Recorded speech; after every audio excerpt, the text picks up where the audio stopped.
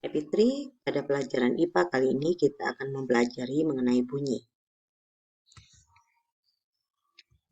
Bunyi merupakan segala sesuatu yang dapat didengar oleh telinga kita. Bunyi dihasilkan oleh benda yang bergetar. Semua getaran benda yang dapat menghasilkan bunyi disebut sumber bunyi. Oke, semua alat musik ini merupakan sumber bunyi.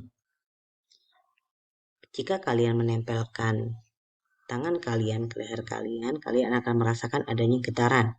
Nah, pita suara merupakan sumber bunyi.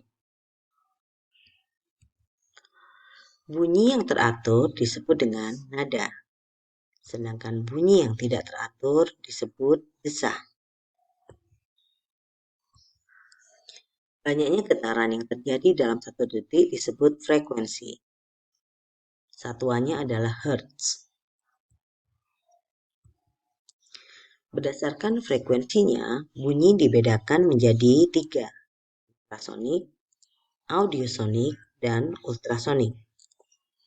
Infrasonik merupakan bunyi yang memiliki frekuensi kurang dari 20 Hz. Bisa didengar oleh jangkrik, anjing, dan gajah.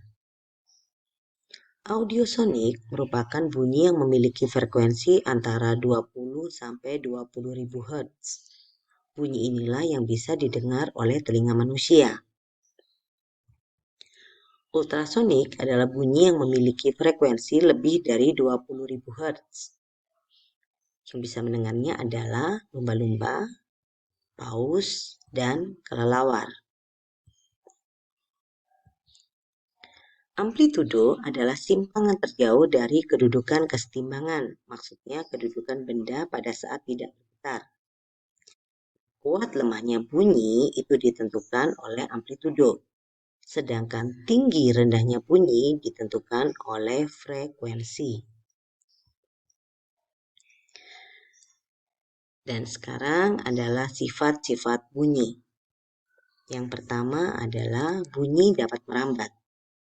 Bunyi merambat melalui medium atau zat perantara, yaitu benda padat, cair, dan gas. Bunyi tidak dapat merambat pada ruang hampa udara.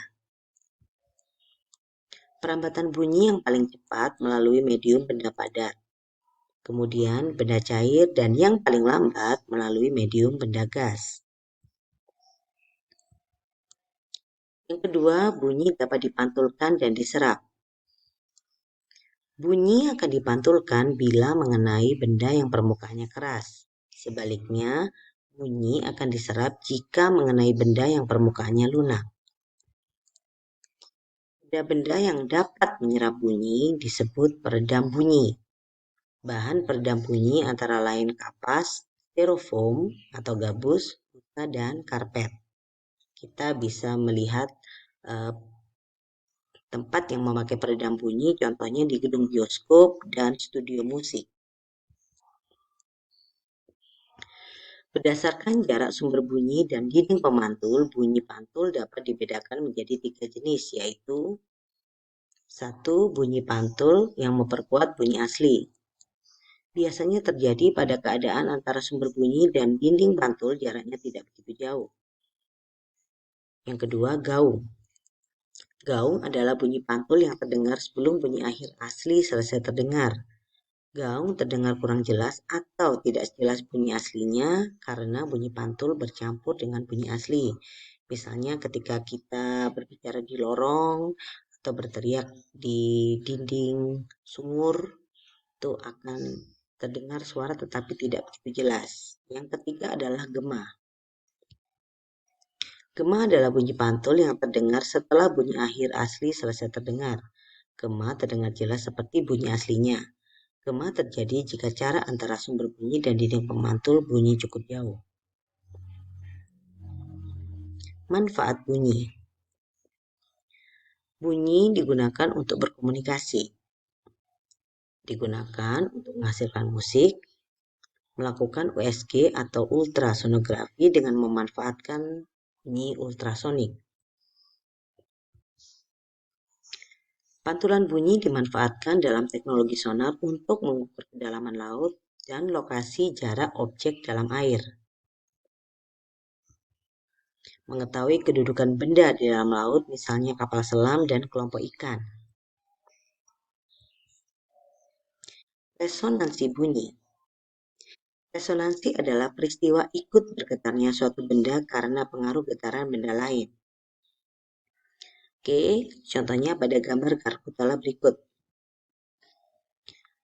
Pada garpu tala A, jika kita pukul garpu tala A, maka garpu tala B itu akan ikut bergetar karena adanya gelombang suara yang dikirim oleh garpu tala A.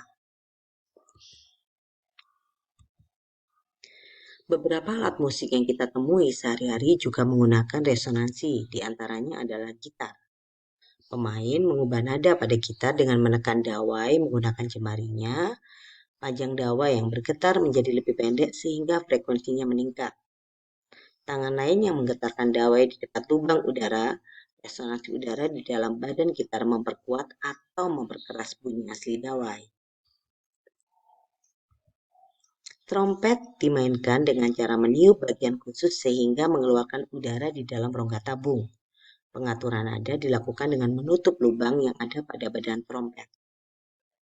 Perkusi atau alat musik pukul dihasilkan dari resonansi udara di dalam badan perkusi yang memperkuat bunyi asli getaran kulit gendang.